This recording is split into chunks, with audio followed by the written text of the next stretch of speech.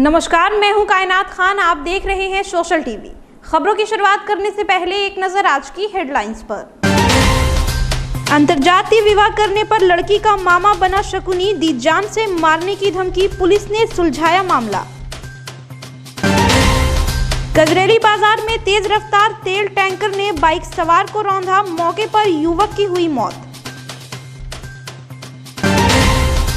आर्थिक तंगी से जूझ रहे निजी कोचिंग के संचालक, संस्थान खोलने की मांग को लेकर डीएम को सौंपा ज्ञापन।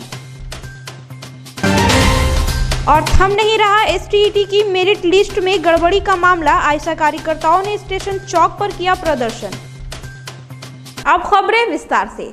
बालिग होने के बाद कानून अपनी इच्छा अनुसार विवाह करने का पूरा हक देता है, लेकिन अलीगंज के राकेश कुमार को अंतरजातीय विवाह करने पर लड़की के मायके से लगातार जान से मारने की धमकी मिल रही है।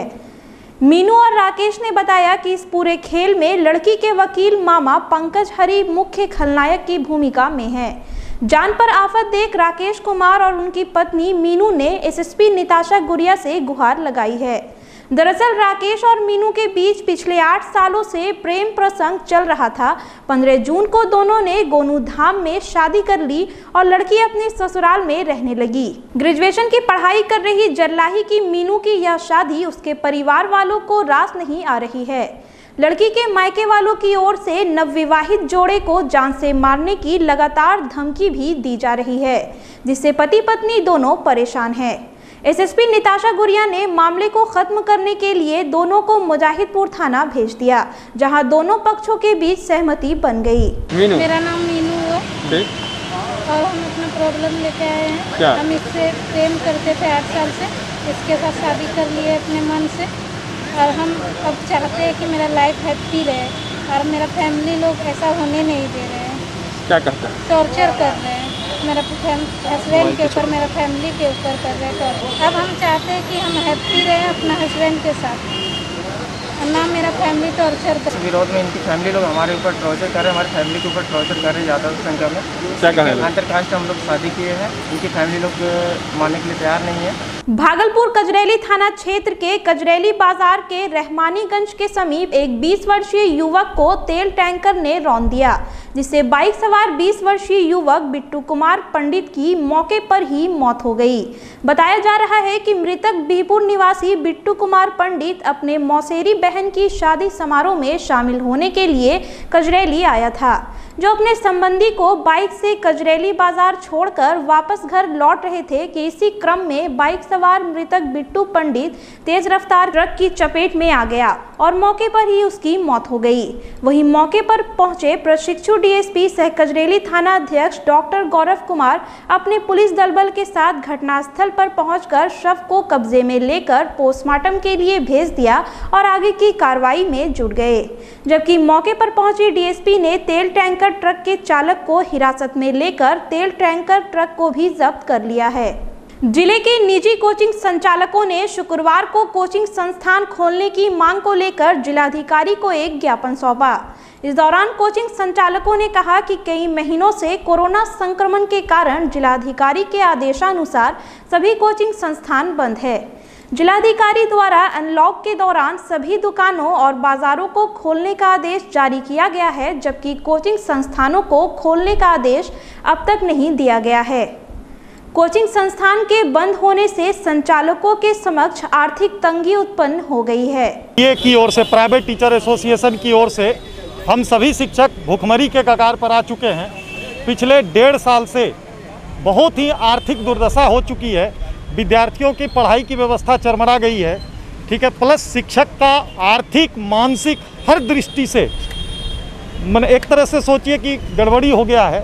अब बहुत सारे शिक्षक पलायन कर गए, कर्ज के बोझ में, किराया के रूप में, बिजली बिल के रूप में कर्ज के बोझ में दबते जा रहे हैं। उनका कहना था कि जो गाइडलाइन सरकार का होगा उसी गाइडलाइंस के हिसाब से आपको काम करना होगा, क्योंकि जो महामारी है वो सबके लिए है और इस पीरियड में सबका सहयोग ज़रूरी है। उन्होंने कहा कि आप लोग का भी सहयोग चाहिए, आपकी समस्याओं को हम समझ रहे हैं, आपकी पीड़ाओं को समझ रहे हैं, आप भी प्रशासन का हेल्प कीजिए। जैसे जैसे आदेश आएगा आपका जो मांग है उसको हम आगे फॉरवर्ड करेंगे, डीएम साहब से लेके सीएम साहब तक जो फॉरवर्ड का प्रक्रिया है वो करेंगे और आपका पक्ष हम लोग खुद लेके आगे बढ़ेंगे। एसटीईटी की मेरिट लिस्ट में गड़बड़ी को लेकर छात्र संगठन आयसा के कार्यकर्ताओं ने स्टेशन चौक पर धरना प्रदर्शन किया। आयसा के राज्य कार्यकारिणी सदस्य प्रवीण कुशवाहा ने कहा कि बिहार में दरोगा या एसटीईटी 2019 रिजल्ट हो बड़े पैमाने पर घोटाले हो रहे हैं। उन्होंने इसकी जांच और दोषियों पर कार्रवाई तथा अभ्यर्थियों को नियुक्ति पत्र देने की मांग की है। बिहार सरकार बेरोजगार छात्र नौजवानों को रोजगार देने के बजाय डबल इंजन की सरकार उन्हें बेरोजगार बना रही है।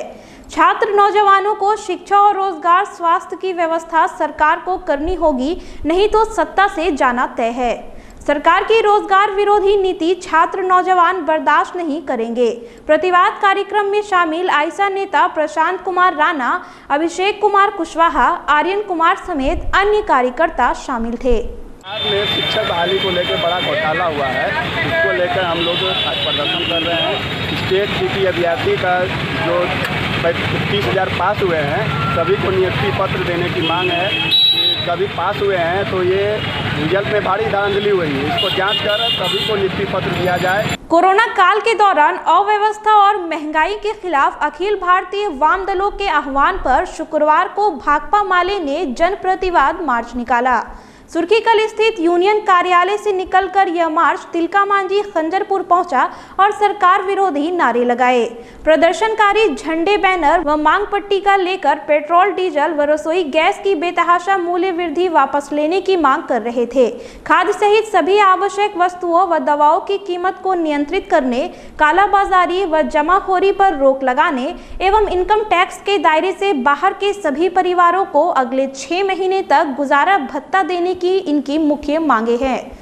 जन प्रतिवाद मार्च का नेतृत्व कर रहे भाकपा माले के राज्य कमेटी सदस्य कॉमरेड एसके शर्मा और नगर प्रभारी सह एक्ट 2 के राज्य सचिव कॉमरेड मुकेश मुक्त ने कहा कि कोरोना और लॉकडाउन से मेहनतकशों की क्रय शक्ति काफी कमजोर हो गई है।